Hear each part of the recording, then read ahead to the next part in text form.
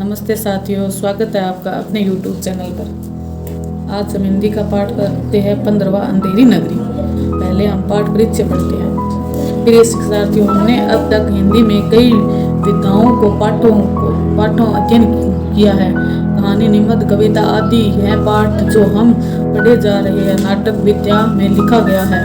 नाटक के अन्य विद्याओं में से अंतर है हास्य का हास्य संबद्ध मंच में यानी नाटक मंच पर खेला जाता है।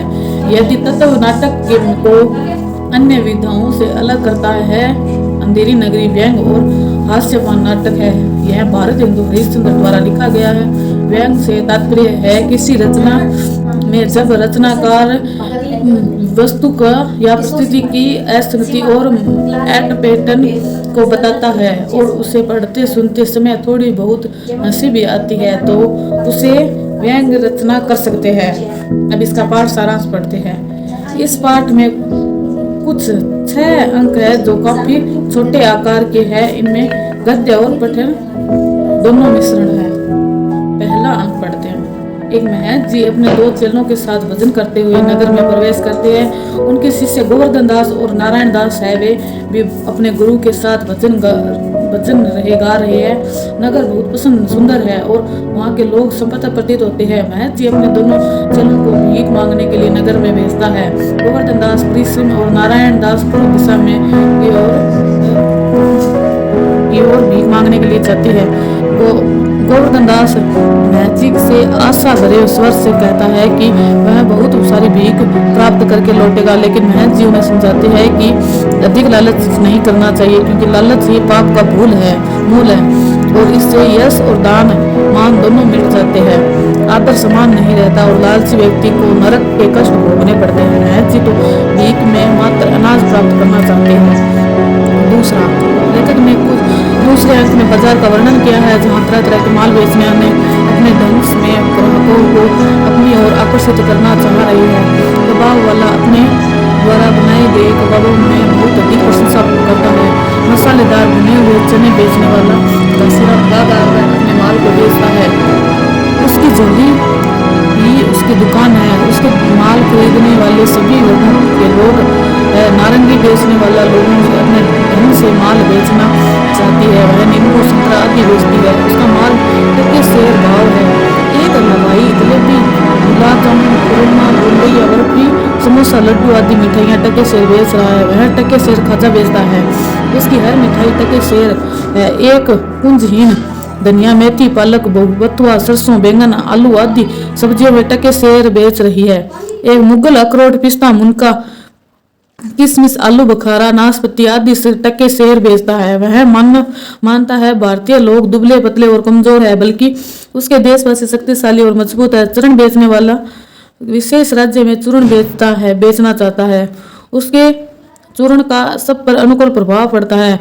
वह दोहे का सहारा लेकर कहता है उसके चूर्ण में प्रभाव से रिश्वत जल्दी पकड़ी जाती है। महाजन दूसरों का धन हजम कर जाते हैं। पुलिसकर्मी कानून को हजम कर जाते हैं। अंग्रेज तो सारे देश की हजम कर गए। मछली बेचने वाले टके शेर मछली बेच रही है। धर्म को ठेकेदार ब्राह्मण धर्म का भाव का ही टके शेर भाव से व्यापार कर रहा है। अब एक वनिया भी अपना माल बेच रहा है। आटा, दाल, नमक, घी, मसाला, चावल आदि सब सामान टके शेर बेच रहा है। एक बनिया भी अपना माल बेच रहा है। आटा, दाल, नमक, घी, मसाला, चावल आदि ये सब सामान टके शेर बेच रहा है। गोवर्धन दास सब लोगों के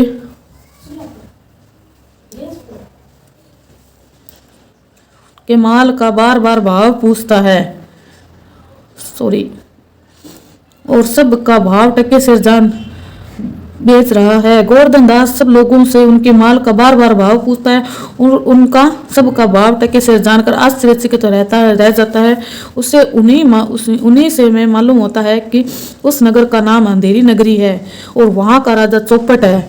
गोवर्धन दास ने अब तक भीख में 7 पैसे प्राप्त किए थे, इसलिए वह हलवाई से 3.5 शेर मिठाई खरीद लेता है ताकि वह अपने गुरु जी के साथ मिलकर खा सके।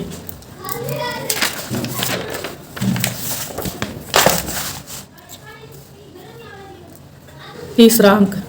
भिक्षा प्राप्ति के बाद महर्षि नारायण दास और गोवर्धन दास जंगल में प्रवेश करते हैं। महर्षि और नारायण दास को राम भजनों का गायन करते, लेकिन गोवर्धन दास अंधेरी नगरी में प्रभावित होकर गायन करता है। महर्षि गोवर्धन दास से भारी गठरी देकर पूछते हैं उसकी गठरी में क्या है, तो वह बतलाता है कि उसमें 3.5 सेर मिठाई है जो उसने बीच में प्राप्त 7 टकों सेर के हिसाब से खरीदी है। उसने गुरु इस बात पर विश्वास नहीं करते हो तो मिठाई इतने सस्ते दाम में मिल सकती है।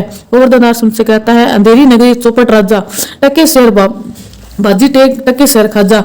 चेले की बात सुनकर गुरुजी सलाह देते हैं कि इस नगरी में रहना उचित नहीं है, जहाँ टके शेर बाजी टके शेर खाजा मिलता है, जहाँ हर वस्तु का समान महत्व माना जाता है, तो वह जगह रहने के लिए उचित नहीं है। ऐसी जगहों में चाहे 1000 मन मिठाई मुफ्त मिलती हो, पर वे वहाँ नहीं रहना चाहेंगे।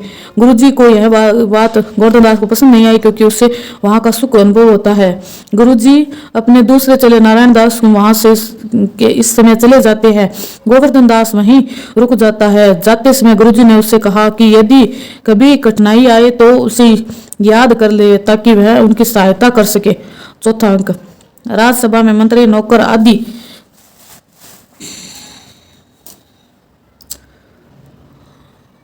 नशे में है, उसका सेवक उसे और अधिक शराब पिलाता है। राजा मूर्ख की तरह सेवक का अंकारण सजा देना चाहता है, तो मंत्री भी संजकता से बच जाता है। मंत्री उसकी जी हाजुरी करने वाला है। दरबार में उपस्थित सभी लोग मूर्ख है, लेकिन राजा तो सबसे बढ़कर मूर्ख है। वहां बुद्धिहीन और डरपोक इसी समय व्यक्ति दरबार में शिकायत कर लेकर उपस्थित होता है। उसकी शिकायत है कि कल बनिया की दीवार गिर जाने के उसकी बकरी दीवार के नीचे कुचल कर मारी गई है, इसलिए उसे न्याय मिलना चाहिए और अपराधी को दंड मिलना चाहिए।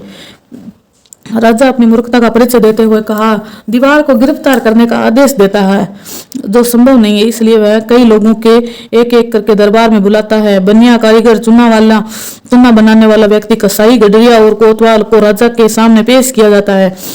सभी अपना दोष दूसरों के मत्थे मरते चले जाते हैं और स्वयं का निर्दोष सिद्ध करते जाते हैं। मूर्ख राजा अपनी मूर्खता का परिचय देता हुआ कोतवाल को फांसी देने की सजा सुनाता है।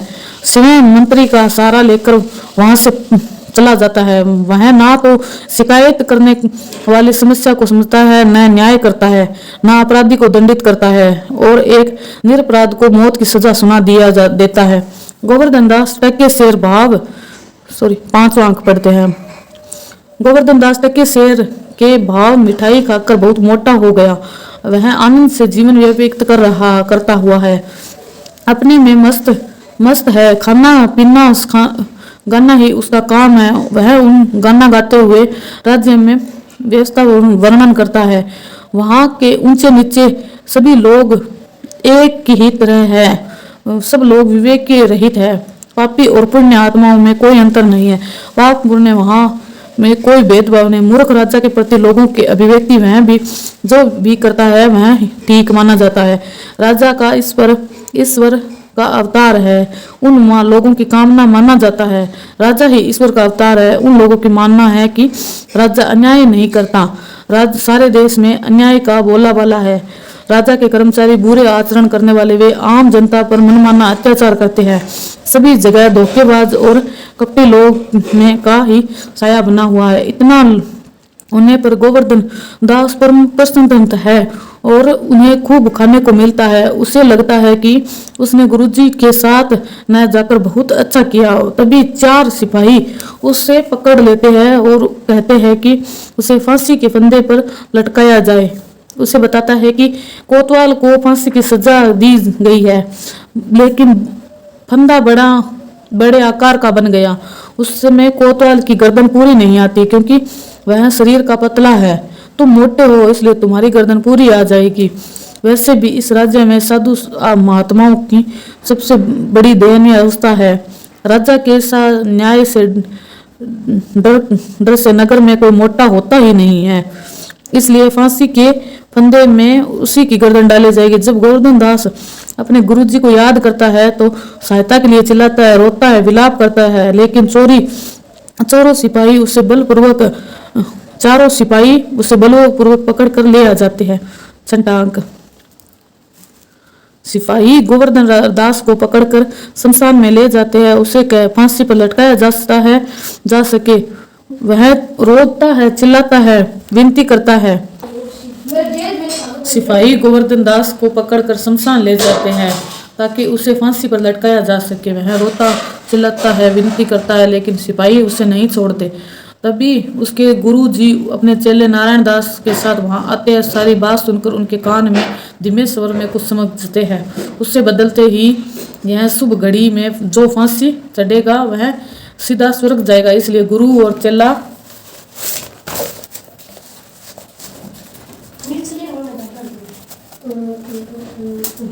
दोनों ही उस घड़ी में फांसी के लिए जिद करने लगते हैं। चेला अपने गुरु से कहता है कि आप तो सिद्ध है, इसलिए इससे कोई मतलब नहीं रखना चाहिए। इस विवाद में सिपाही हैरान होते हैं और कि ये दोनों फांसी चढ़ने के लिए विवाद क्यों कर रहे हैं। इतने में राजा, मंत्री और कोतवाल वहां आते हैं।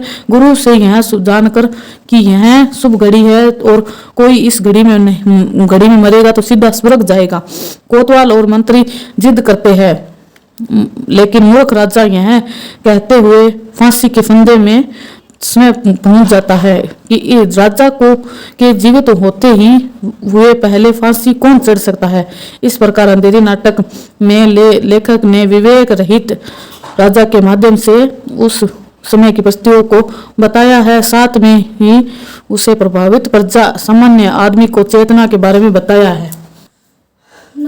पहला अंक, एक महंत जी अपने दो कितना हजार में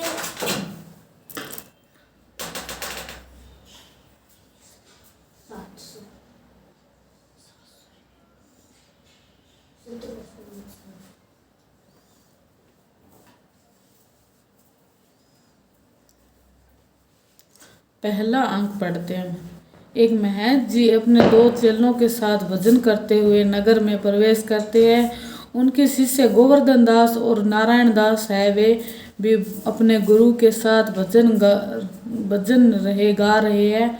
नगर बहुत सुंदर है और वहाँ के लोग संपन्न प्रतीत होते हैं। महंत जी अपने दोनों चेलों को भीख मांगने के लिए नगर में भेजता है। गोवर्धन दास पश्चिम और नारायण दास पूर्व दिशा में की ओर भीख मांगने के लिए जाते हैं। गोवर्धन दास महंत जी से आशा भरे स्वर से कहता है कि वह बहुत सारी भीख प्राप्त करके लौटेगा, लेकिन महंत जी उन्हें समझाते हैं कि अधिक लालच नहीं करना चाहिए, क्योंकि लालच ही पाप का मूल है और इससे यश और दान मान दोनों मिट जाते हैं। आदर समान नहीं रहता और लालची व्यक्ति को नरक के कष्ट भोगने पड़ते हैं। महंत जी तो भीख में मात्र अनाज प्राप्त करना चाहते हैं। दूसरा अंक, लेखक ने कुछ दूसरे अंक में बाजार का वर्णन किया है, जहां तरह तरह के माल बेचने आने अपने ढंग में ग्राहकों को अपनी ओर आकर्षित करना चाह रहे हैं। कबाब वाला अपने द्वारा बनाए गए कबाबों में बहुत अधिक प्रशंसा करता है। मसालेदार भुने हुए चने बेचने वाला घासीराम गा कर अपने माल को बेचता है। उसकी झोली ही उसकी दुकान है। उसके माल खरीदने वाले सभी वर्गों के लोग हैं। नारंगी बेचने वाला लोगों से अपने ढंग से माल बेचना चाहती है। वह नींबू, संतरा आदि बेचती है। उसका माल टके शेर भाव है। एक हलवाई जलेबी, गुलाब जामुन, खुरमा, बूंदिया, बर्फी, समोसा, लड्डू आदि मिठाइयाँ टके शेर बेच रहा है। वह टके शेर खाजा बेचता है। उसकी हर मिठाई टके शेर है। एक पुंजहीन धनिया, मेथी, पालक, बथुआ, सरसों, बैंगन, आलू आदि सब्जियों में टके शेर बेच रही है। एक मुगल अखरोट, पिस्ता, मुनका, किशमिश, आलू बुखारा, नाशपाती आदि से टके शेर बेचता है। वह मानता है भारतीय लोग दुबले पतले और कमजोर है, बल्कि उसके देशवासी शक्तिशाली और मजबूत है। चूर्ण बेचने वाला विशेष राज्य में चूर्ण बेचना चाहता है। उसके चूर्ण का सब पर अनुकूल प्रभाव पड़ता है।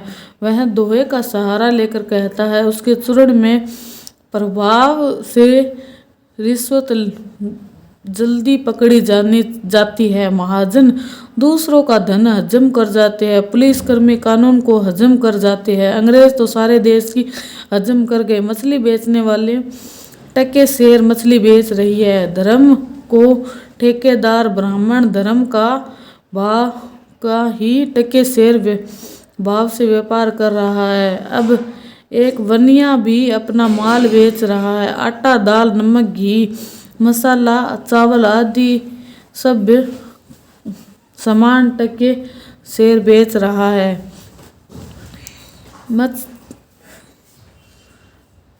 एक बनिया भी अपना माल बेच रहा, आटा दाल नमक घी मसाला चावल आदि ये सब सामान टके शेर बेच रहा है। गोवर्धन दास सब लोगों के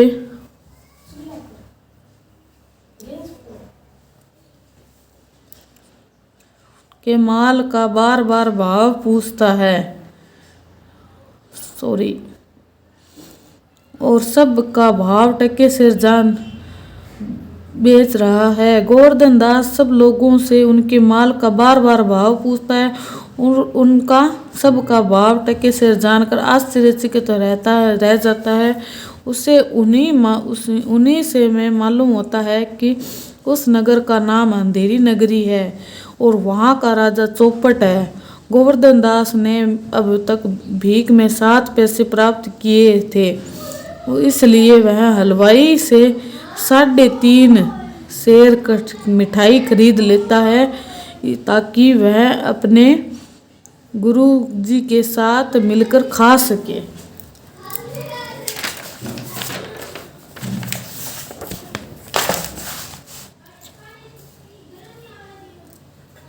तीसरा अंक।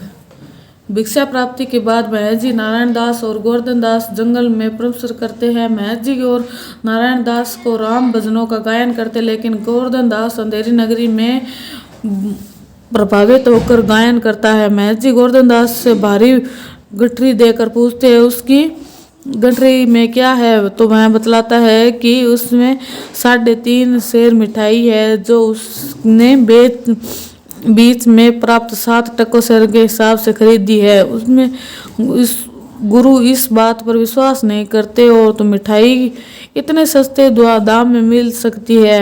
गोवर्धन दास उनसे कहता है, अंधेरी नगरी चौपट राजा टके शेर बाजी टके शेर खाजा। चेले की बात सुनकर गुरुजी सलाह देते हैं कि इस नगरी में रहना उचित नहीं है, जहाँ टके शेर बाजी टके शेर खाजा मिलता है, जहाँ हर वस्तु का समान महत्व माना जाता है, तो वह जगह रहने के लिए उचित नहीं है। ऐसी जगहों में चाहे 1000 मन मिठाई मुफ्त मिलती हो, पर वे वहाँ नहीं रहना चाहेंगे। गुरुजी को यह बात गोवर्धन दास को पसंद नहीं आई, क्योंकि उसे वहाँ का सुख अनुभव होता है। गुरुजी अपने दूसरे चेले नारायण दास को वहाँ से इस समय चले जाते हैं। गोवर्धन दास वहीं रुक जाता है। जाते समय गुरुजी ने उसे कहा कि यदि कभी कठिनाई आए तो उसे याद कर ले, ताकि वह उनकी सहायता कर सके। चौथा अंक। राजसभा में मंत्री नौकर आदि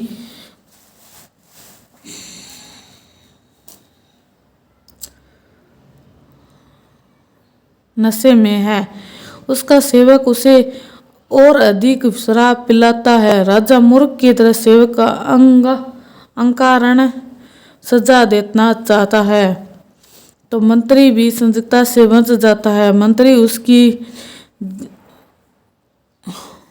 उसकी जी हाजुरी करने वाला है। दरबार में उपस्थित सभी लोग मूर्ख है, लेकिन राजा तो सबसे बढ़कर मूर्ख है। वहाँ बुद्धिहीन और डरपोक इसी समय व्यक्ति दरबार में शिकायत कर लेकर उपस्थित होता है। उसकी शिकायत है कि कल बनिया की दीवार गिर जाने के उसकी बकरी दीवार के नीचे कुचल कर मारी गई है, इसलिए उसे न्याय मिलना चाहिए और अपराधी को दंड मिलना चाहिए। राजा अपनी मूर्खता का परिचय देते हुए कहा, दीवार को गिरफ्तार करने का आदेश देता है, जो संभव नहीं है, इसलिए वह कई लोगों के एक एक करके दरबार में बुलाता है। बनिया कारीगर चूना वाला चुन्ना बनाने वाला व्यक्ति कसाई, गडरिया और कोतवाल को राजा के सामने पेश किया जाता है। सभी अपना दोष दूसरों के मत्थे मढ़ते चले जाते हैं और स्वयं का निर्दोष सिद्ध करते जाते हैं। मूर्ख राजा अपनी मूर्खता का परिचय देता हुआ कोतवाल को फांसी देने की सजा सुनाता है। स्वयं मंत्री का सहारा लेकर वहां से चला जाता है। वह ना तो शिकायत करने वाली समस्या को समझता है, न न्याय करता है, ना अपराधी को दंडित करता है और एक निरपराध को मौत की सजा सुना देता है। गोवर्धन दास टक्के शेर भाव 5वां अंक पढ़ते हैं। गोवर्धन दास टक्के शेर के भाव मिठाई खाकर बहुत मोटा हो गया। वह आनंद से जीवन व्यतीत करता हुआ है, अपने में मस्त है। खाना पीना गाना ही उसका काम है। वह उन गाना गाते हुए राज्य में व्यवस्था वर्णन करता है। वहाँ के ऊंचे नीचे सभी लोग एक ही तरह है, सब लोग विवेक के रहित है। पापी और पुण्य आत्माओं में कोई अंतर नहीं है। पाप पुण्य वहाँ में कोई भेदभाव नहीं। मूर्ख राजा के प्रति लोगों की अभिव्यक्ति वह भी जो भी करता है वह ठीक माना जाता है। राजा का ईश्वर का अवतार है, उन लोगों की कामना माना जाता है। राजा ही ईश्वर का अवतार है, उन लोगों की मानना है कि राजा अन्याय नहीं करता। सारे देश में अन्याय का बोलबाला है। राजा के कर्मचारी बुरे आचरण करने वाले, वे आम जनता पर मनमाना अत्याचार करते हैं। सभी जगह धोखेबाज और कपटी लोग में का ही साया बना हुआ है। इतना होने पर गोवर्धन दास परम प्रसन्न है और उन्हें खूब खाने को मिलता है। उसे लगता है कि उसने गुरुजी के साथ न जाकर बहुत अच्छा किया। तभी 4 सिपाही उसे पकड़ लेते हैं और कहते हैं कि उसे फांसी के फंदे पर लटकाया जाए। उसे बताता है कि कोतवाल को फांसी की सजा दी गई है, लेकिन फंदा बड़े आकार का बन गया। उसमें कोतवाल की गर्दन पूरी नहीं आती, क्योंकि वह शरीर का पतला है। तुम मोटे हो, इसलिए तुम्हारी गर्दन पूरी आ जाएगी। वैसे भी इस राज्य में साधु महात्माओं की सबसे बड़ी दयनीय अवस्था है। राजा के न्याय से डर से नगर में कोई मोटा होता ही नहीं है, इसलिए फांसी के फंदे में उसी की गर्दन डाली जाएगी। जब गोवर्धन दास अपने गुरुजी को याद करता है तो सहायता के लिए चिल्लाता है, रोता है, विलाप करता है, लेकिन चारों सिपाही उसे बलपूर्वक पकड़ कर ले आ जाते हैं। 6वां अंक। सिपाही गोवर्धन दास को पकड़कर शमशान में ले जाते हैं। उसे फांसी पर लटकाया जा सके। वह रोता है, चिल्लाता है, विनती करता है। सिपाही गोवर्धन दास को पकड़कर शमशान ले जाते हैं ताकि उसे फांसी पर लटकाया जा सके। वह रोता चिल्लाता है, विनती करता है, लेकिन सिपाही उसे नहीं छोड़ते। तभी उसके गुरु जी अपने चेले नारायण दास के साथ वहां आते हैं। सारी बात सुनकर उनके कान में धीमे स्वर में कुछ समझते हैं। उसे बदलते ही यह शुभ घड़ी में जो फांसी चढ़ेगा वह सीधा स्वर्ग जाएगा। इसलिए गुरु और चेला